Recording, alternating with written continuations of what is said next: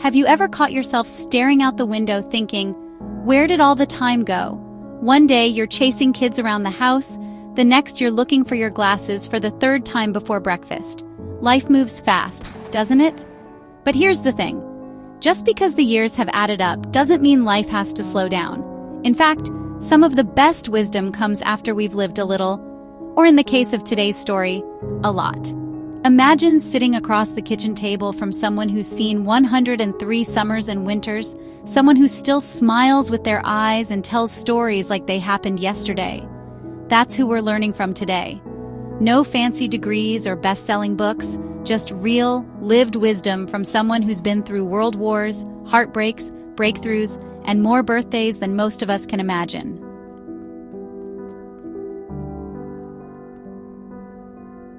You see, this isn't about trying to turn back the clock. It's about making the most of the time we do have, whether you're 60, 70, or 90.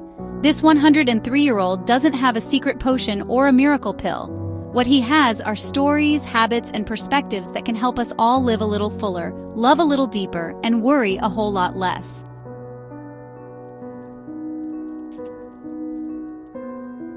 One of the first things he said when asked about the key to a long, happy life was this: keep your hands busy and your heart light.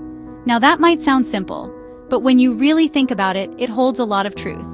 When your hands are busy, gardening, knitting, fixing things, writing letters, even just tidying up your space, you give your mind less room to dwell on the past or fret about the future. And keeping your heart light, that's about learning to let go of the things that weigh you down.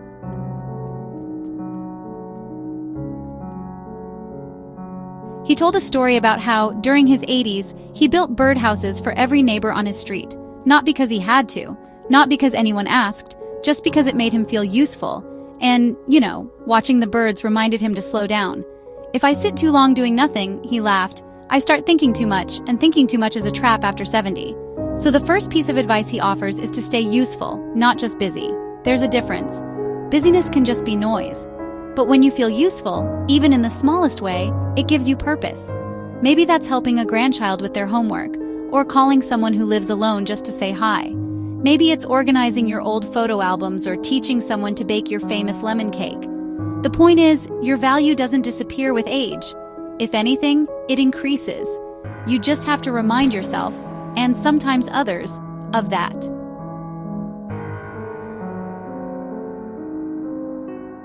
Another thing he swears by: don't take life too seriously. He grinned when he said this and leaned in like he was letting us in on a little secret. I've outlived most of my friends, he said, and you want to know what they all had in common? They knew how to laugh, even when things got hard. He talked about how laughter saved him during tough times. The loss of loved ones, health scares, the slow creep of loneliness. He didn't sugarcoat it. But he said something that stuck with me. You don't get to choose everything that happens to you, but you do get to choose your reaction. If you can find a way to smile through the mess, you're winning.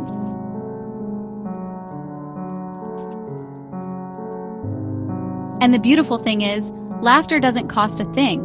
Watch a silly movie, read something light, call an old friend and tell them that ridiculous story from 1982. When you let go of the idea that aging has to be all seriousness and somber moments, you make space for joy. Even if your knees creak and you can't remember where you put the remote.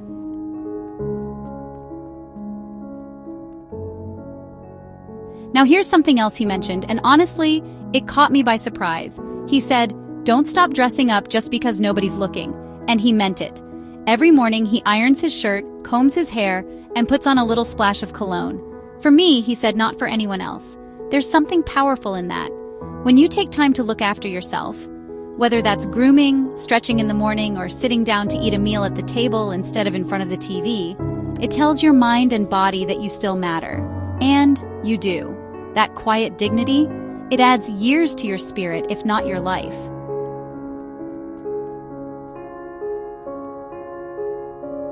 He told me about how he used to polish his shoes every Sunday morning, even when he had nowhere to go.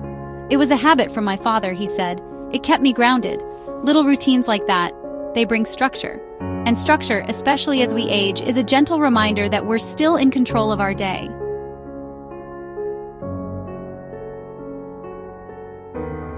But not everything is about action. Some of it is about the inner stuff, the way you treat yourself. One of the gentlest things he shared was this: be kinder to yourself than you think you deserve. We often carry regrets like heavy bags, don't we? Things we said, things we didn't do, the relationships that faded, or the moments we wish we could redo.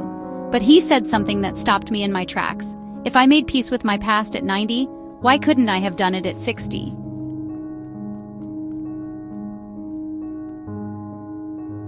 It's never too late to forgive yourself, to move forward, to say, that chapter is closed.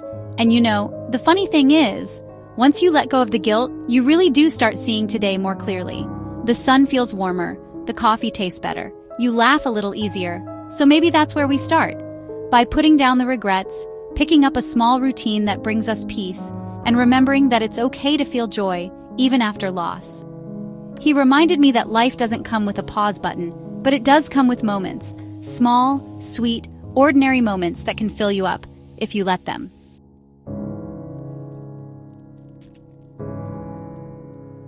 You know, one of the things that struck me most was how he spoke about change. At 103, you'd expect someone to be set in their ways, resistant to anything new, but not him. He said, the world keeps changing whether you like it or not, so you might as well change a little with it. And that's something we don't often hear, especially after a certain age.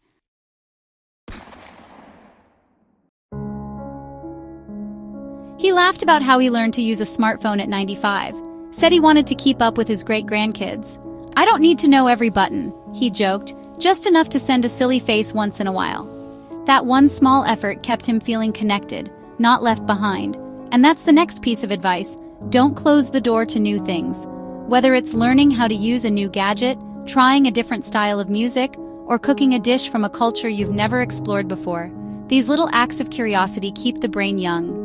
He believed the mind starts to wither not from age, but from disuse. And he was living proof of that. Sharp as a tack, funny as ever, always asking questions. He told me, you've got to stay curious, that's what makes life feel big.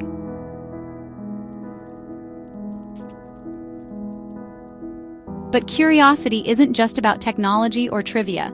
It's about people too. He said something beautiful. You can't grow if you stop listening. He made a habit of asking people younger than him for advice. Let them talk, he'd say. You don't have to agree, but you might just hear something that opens your mind. Imagine that. Someone who's lived more than a century still believes he can learn from a 20-year-old. That's humility. And honestly, it's rare.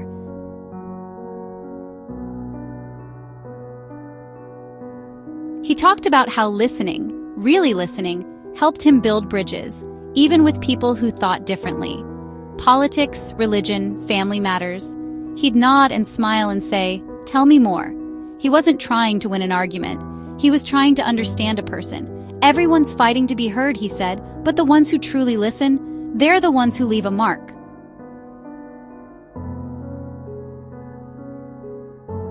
It made me realize how often we interrupt or tune out or just wait for our turn to speak. What if we just listened? Not only would we connect better with others, but we might start hearing ourselves more clearly too.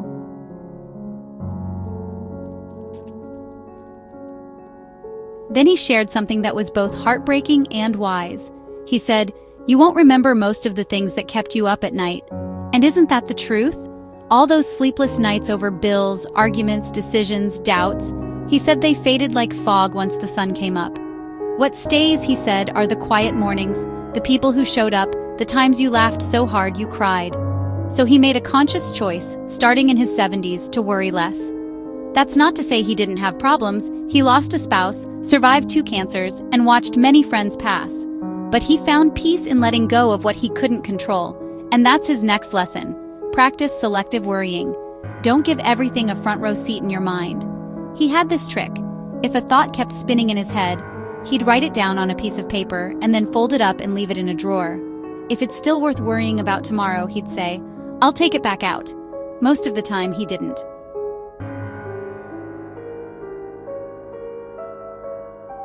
That kind of mindset doesn't happen overnight. But with practice, he said, you can train your mind to pause before spiraling. Even if it's just taking a deep breath and saying, not right now. Because every moment spent worrying is a moment stolen from joy.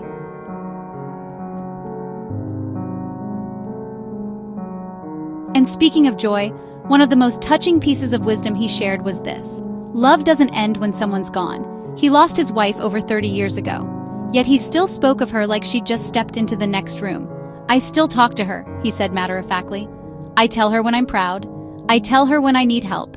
He didn't see grief as something to overcome, but something to carry gently. He found comfort in keeping her memory alive, cooking her favorite meals, listening to her favorite records, planting her favorite flowers every spring. It wasn't about clinging to the past. It was about weaving it into the present.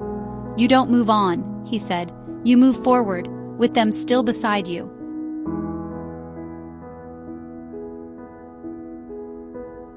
And I think that's something so many of us need to hear. That grief doesn't make you broken. That missing someone is a sign of love, not weakness.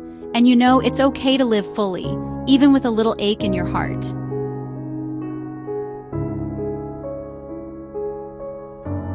He smiled as he said, "Some days I miss her so much I cry.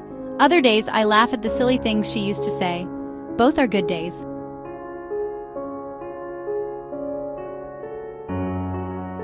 There's something deeply healing about accepting that joy and sorrow can live side by side, that you can feel them both without having to push one away. That's the kind of emotional balance that only comes with time and reflection, and he encouraged it in everyone he met.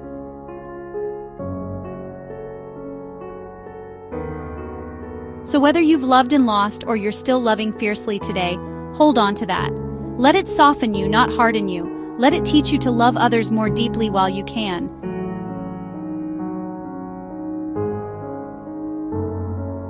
As we talked longer, I noticed something else. Despite all the wisdom, all the years, all the losses, there was still hope in his eyes.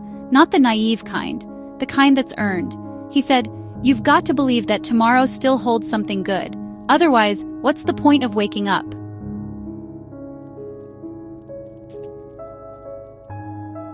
And that right there, that sense of hope, no matter your age, is what keeps the soul alive. He still plants flowers, still buys birthday cards for his great-grandkids, still believes in saying "I love you" every chance he gets. So, keep the door open to new things, keep asking questions, keep listening, keep loving, and above all, keep going. Because life isn't finished with you yet.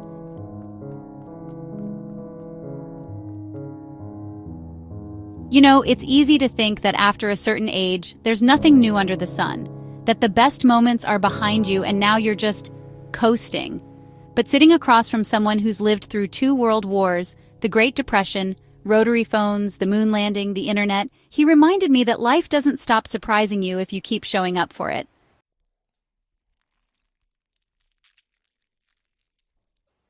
He told me, "The moment you stop expecting wonder, you stop experiencing it." That really stuck with me. Wonder doesn't always come in big moments. It comes in a grandchild's laughter, in a cup of tea on a chilly morning, in the smell of bread baking in the oven. It's the small things that anchor us, and he believed in celebrating those small things every single day.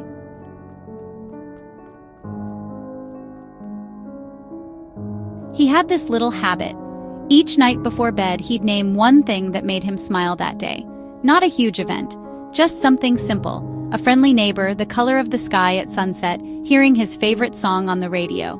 Do that every day, he said, and you'll realize your life is richer than you think. He called it pocketing joy. Just tuck it away like a keepsake in your pocket, and on the hard days, you pull one out and remember. There is still good in the world. There is still beauty around you. Sometimes we just need to pause long enough to see it.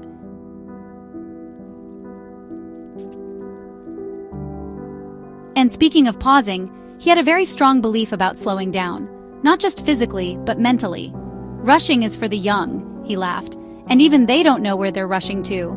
He wasn't saying we should be lazy or unmotivated, just that life becomes more meaningful when we stop sprinting through it. He'd sit on his porch for hours just watching the birds. He knew their names, their songs, which ones came early in the morning and which ones showed up at dusk. That level of presence, that's something most people miss. He told me, when you move slower, you see more. You feel more. You remember more.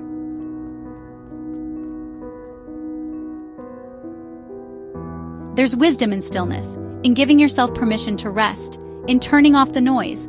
You don't need to fill every hour with tasks. You've earned your peace, and in that peace, there's space for clarity. Space to feel what you need to feel, to heal old hurts, to dream new dreams.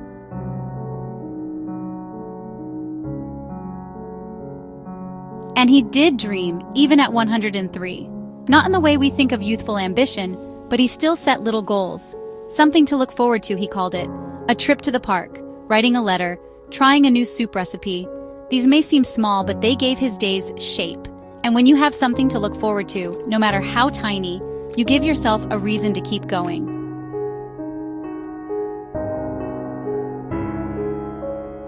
He also emphasized taking care of your body, but not in a punishing, strict way.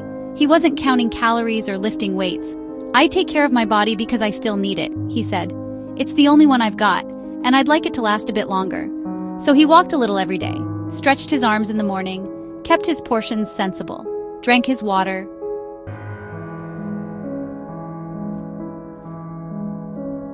He joked, "You don't have to run marathons, but maybe walk to the mailbox and back with a little purpose in your step." That was his way of saying, keep moving, because movement is life, and when we stop moving, we start shrinking, not just our bodies, but our world.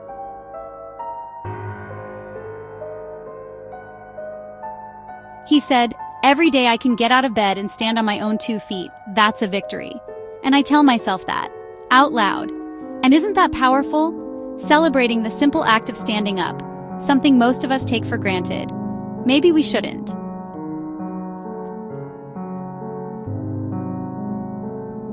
Now, one of the most surprising things he said, and honestly I'll never forget it, was, "The secret to a long life isn't what you avoid, it's what you lean into." He leaned into laughter. He leaned into family, even when relationships were, messy. He leaned into honesty, kindness, hugs, homemade pie, and handwritten letters. He didn't live cautiously, he lived fully.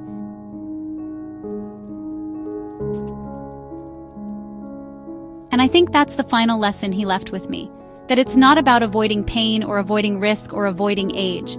It's about embracing life as it is, wrinkles and all. Slower steps, softer voices, and yes, the occasional ache in the knees, but also deeper love, bigger perspective, greater patience, and more gratitude than most people know what to do with.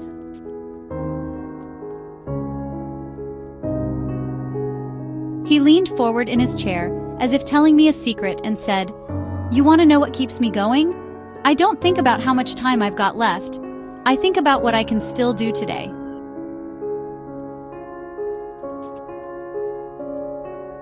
And maybe that's it. Maybe that's the key.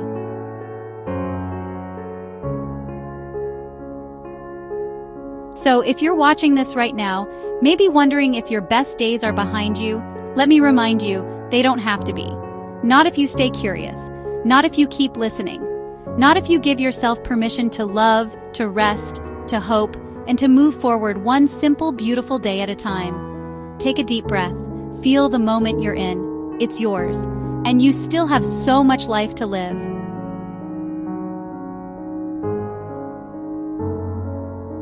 If this video touched something in you, if it made you smile or think or feel just a little more seen, I'd love to hear about it.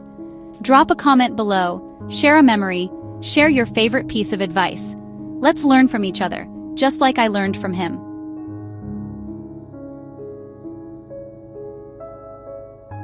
And if you found this message helpful, please give it a thumbs up and subscribe. We've got more stories and conversations coming your way, because life doesn't stop being interesting after 60. In many ways, it's just beginning to deepen. Here's to you, to all the years behind you and all the possibilities ahead.